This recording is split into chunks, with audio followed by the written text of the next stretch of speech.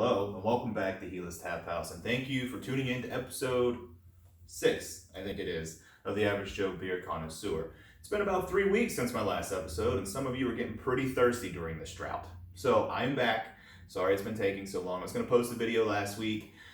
I got caught up, had friends coming in town. I just got back from Colorado. So if you're following me on Instagram or on Tap, you saw that was a great weekend. We tried like 130 new beers that weekend. A lot of them were samplers and things, but got to try a lot of stuff. So if you're following me, you got to see everything that I was trying. If you're not following me, I would definitely start doing that so you can see up to date. Before we get into it today, I do want to give a shout out to Living the Dream Brewery in Colorado. It's in Littleton, Colorado. So if you're around that area, you might want to stop there.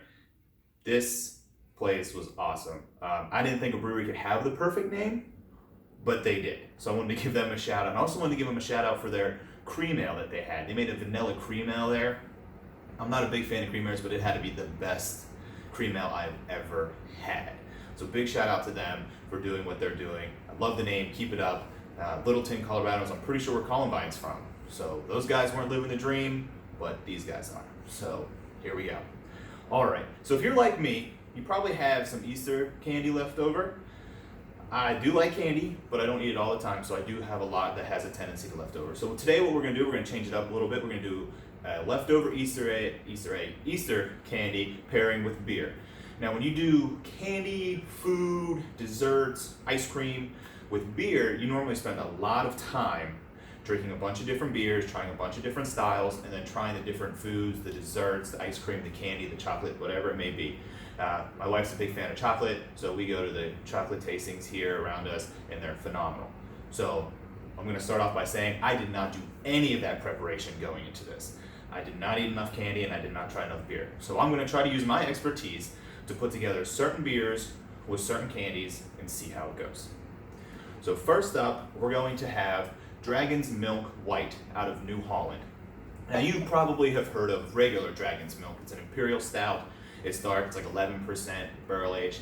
They've been doing it for about 20 years or something. They've been doing it for a long time up there in Michigan. They do a great job. So if you ever had Dragon's Milk, I highly recommend getting their variants. This is their white stout variant. This is about 6%. Now we've talked about white stouts before. We talked about how they don't use the roasted barley and they don't use like the roasted malts, and that's why they can keep them white, and they use vanilla beans, chocolate, and coffee. So I'm gonna go ahead and taste this and tell you what I get out of all that.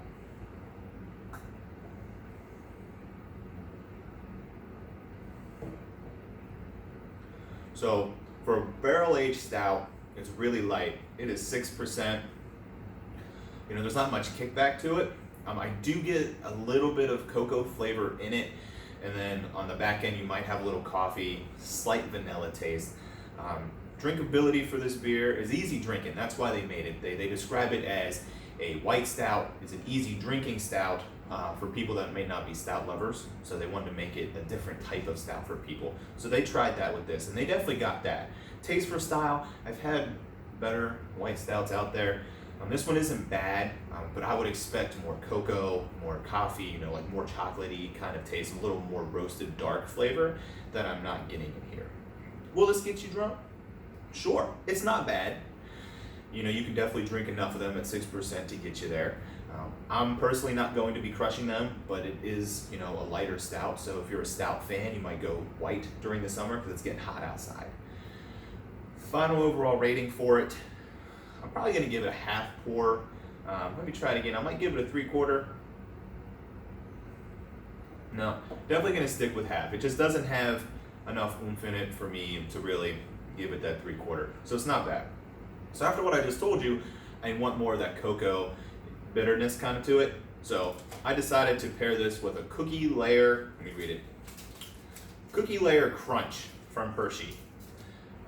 So this is basically really chocolatey. So I'm going to eat this, take a drink of that, and see if that enhances the flavor of the beer at all. Normally when you do this, you take a bite and you let it sit in your mouth for a little bit. I'm just gonna put it in there, chew it up, save some time.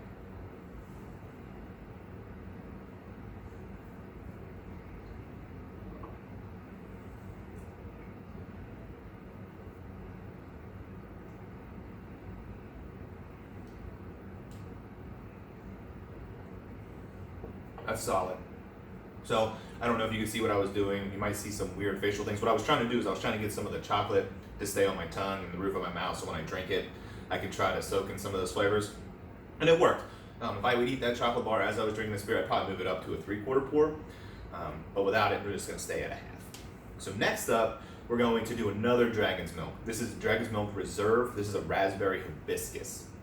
Now this is their barrel aged that they normally do the regular Dragon's Milk that you've probably seen, and they add the raspberry and the hibiscus to it. So this is coming in at a whopping 11%.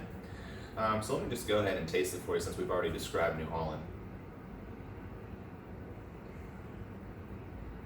Wow. All I gotta say about that, there's a big kick of raspberry when you drink it. You can't tell that it's 11%. It's really hard to even tell that it's really a stout because there's so much raspberry in it. I really like raspberries, so I'm a big fan of that. So drinkability, this is incredibly smooth. You're gonna be able to pound these if you want to. I wouldn't recommend it, but you could. It's completely smooth. And then New Holland just does a phenomenal job at masking high alcohol beers in their Dragon's Milk. So this is probably one of my favorite variants. Another one is their S'mores, and I really do like their plain Dragon's Milk. So those are some things you might want to check out. They do have a Dragon's Milk triple smash or triple mash that I haven't got yet. I want to, haven't had a chance to get it. But when I do, I'm sure I'll let you know about it. So this is really good. Taste for style, I get the raspberry a lot. I get the hibiscus on the back end. Very nice. They complement each other very well. Taste for style there.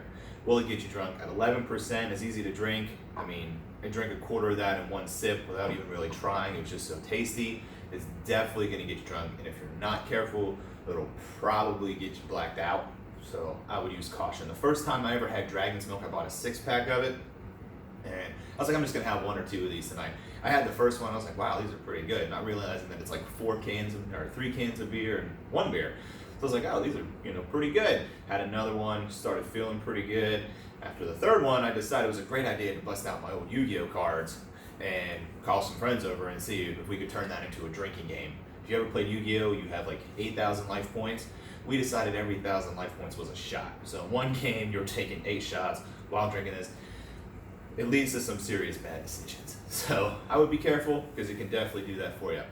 And then final overall rating for this beer, I'm giving this a full pour. I'm a big fan of it. I like the raspberry, I like the hibiscus, and you still get that stout flavor on the back end. So what did I decide to pair this with? None other than Reese's Eggs. So this is raspberry. I like raspberry. I also like raspberry jelly. So I figured chocolate peanut butter. I can make like a peanut butter and jelly sandwich while drinking this beer. Let's figure it out. Let's give it a try.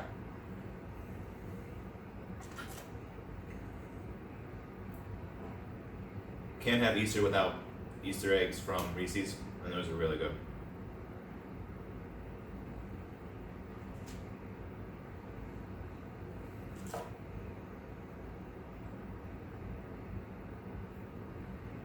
So I had to take another bite because the beer's raspberry was just a little too strong that once I drank it, I lost the peanut butter flavor.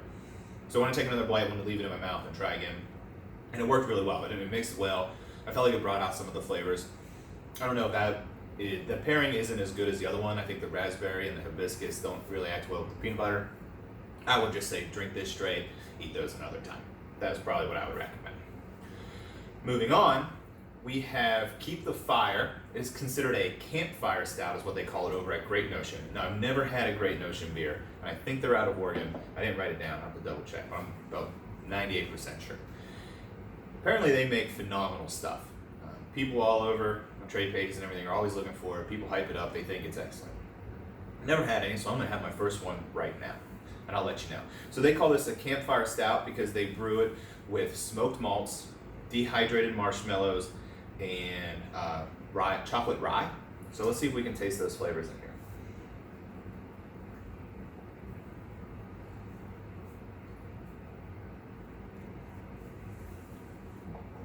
So this beer comes in at 11.5%, and you definitely can't tell that. It's very smoky, so you can tell that they use that smoked malt, which I like. I like smoked beers, so I can tell that it's very smoky. So this is an imperial stout with smoked malt, and it's very nice. I'm a big fan of that.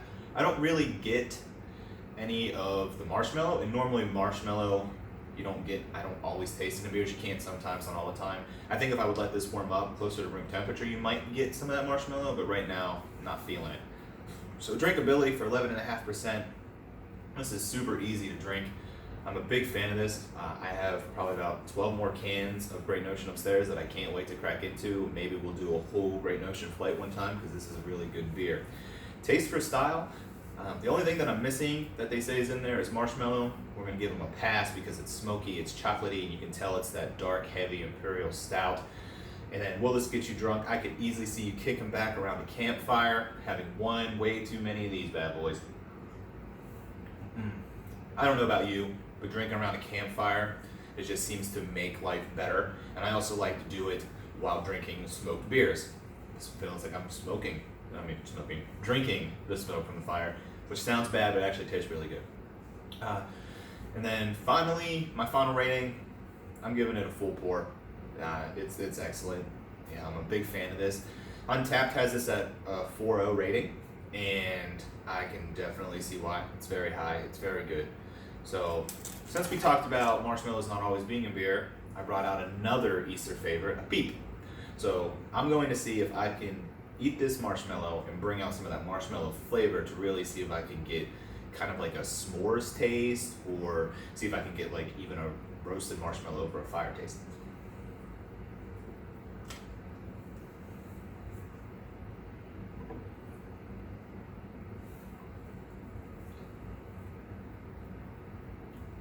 Okay, so the marshmallow, I left a little in my mouth. It worked out well and did what I wanted it to do. The smoke taste of this does add to that marshmallow flavor, so that is nice. Yeah, I'm a big fan of that. Final overall rating with or without it, probably give it a full pour. It's really nice. And then moving on to one of my all-time favorites, Keystone Light. This is one of the first beers that I ever really drank and got into. I used to make sure in high school that I got it in bottles. It tastes way much better in bottles, and my wife loves Keystone in bottles as long as you put a lime in it. So if you've never tried that, you gotta check it out. So Keystone Light is an American light lager. We've talked about them before, and it kind of comes in at like 4.2%. So let's just go ahead and taste it. Tastes like dreams are being made. This was my way to relax. When I was a kid, got real stressed out, go out and party, drink the Keystone, calm down, excel in school after that. So I would suggest drinking a Keystone before you have like a big presentation, or obviously a couple of days because you gotta like recover and stuff. But big fan of that. This is actually one of the few things that I'll drink from Coors. I'm not a Coors fan. When I was out in Colorado, we went to Coors. It just didn't do it for me. Everyone says you got to drink it from the mountains. Well, I drink it from the mountains, and it's odd because mountain water there tastes just like water anywhere else that it's brewed. So, but this is one thing that I will drink from Coors. Huge fan of this. This and Extra Gold. And if you've never had Extra Gold, you got to try it, and you got to make sure you try it while you're drunk, because apparently, as my good friend Gordy will say, it tastes like blueberries. It doesn't. Just say no, not at all. So, Keystone, drinkability, that's what it's made for. It's made for you to crush it. Easy. I could crush the whole thing right now. Taste for style, American light lager. It's light, it's crisp, it's refreshing. It does what it needs to do. The style itself isn't much to really talk about, so it's there. And then, will it get you drunk? If there's somebody watching that doesn't have a story with Keystone getting them drunk, then you clearly have not lived. You need to check it out and try it. It's great for drinking games. It's great for casually sitting around. It's great for anything. Final overall rating, what will I give it? Me personally, I'm going to give it a full pour.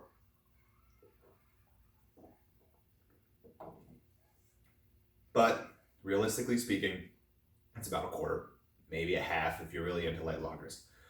So full pour for me, probably a quarter, half pour for everybody else. Is what it is. So I just drank that because I forgot that I was going to pair it, so now I have to pour a little more. Oh no, not upset about it at all. What I decided to pair this Keystone with is Starburst. It's the mixed flavors. It's a blue raspberry lemonade flavor.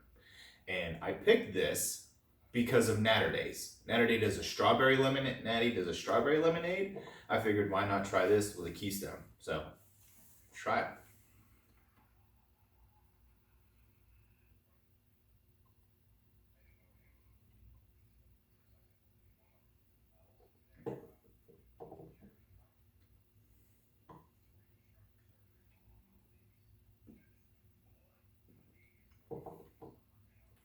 That is so good. Coors, if you're listening, probably not because I just insulted you earlier, but if you are, you need to add some blue raspberry lemonade to your Keystone and make a drinkable beer because that is excellent. So good.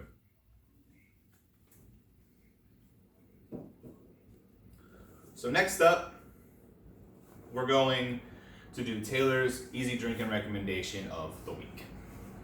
People have been missing it, so let's find out what it is.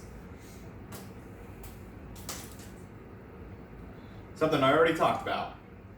Living the Dream Powder Rum. It's a cream ale. Powder Run. It's a cream ale with vanilla. So she didn't give me a cup this time because I don't think she wants me to crack it open. But I'm going to. So me and her are on the same page. I talked about them earlier. She picks this beer. We're like two peas in the pod. Peanut butter and jelly. Alabama abortions. It's just something that just goes together. So I'm actually going to rate this for you here. I finished my Keystone. If you're worrying if this is going to affect the flavor of the cream ale with the Keystone, no, it's way too light. So let me go ahead and I'm just going to do it for you. Wow. So cream ales are, if you ever had a Genesee, that's a cream ale. And, well, I guess Genesee cream ale. They make a lot of different, now that we're on the subject of Genesee, they make a lot of different beers right now. You definitely should go get their variety packs because they're doing a great job. I have some upstairs. I'll do some for you as domestic beers later. They're doing a really great job in the craft beer game. But this cream ale it's light. It's very good for easy drinking. It's very good for people that are just starting out cream ales because there's not like, normally they don't have a lot of flavor, but they're just real nice, easy to drink. This takes it on a different level by adding vanilla, and they add a good amount of vanilla in that. So Taylor's easy drinking recommendation because it's easy to pound, easy to drink, and it's delicious. Now, you probably won't be able to find Living the Dream Brewery outside of Colorado, so I would recommend just going to try cream ales for those people that aren't into beer yet. So this drinkability, I'm gonna give it 5 stars. It's super drinkable. I'm not a cream ale fan, but I crushed these. We bought a couple 6-pack after we stopped there because we were on the way to the wedding, and at the after party, I thought I drank all of them. Apparently she kept one, so she could do that, and I drank all of them because they were just that good. Taste for style, tastes like cream ale, tastes like vanilla, tastes like heaven, good.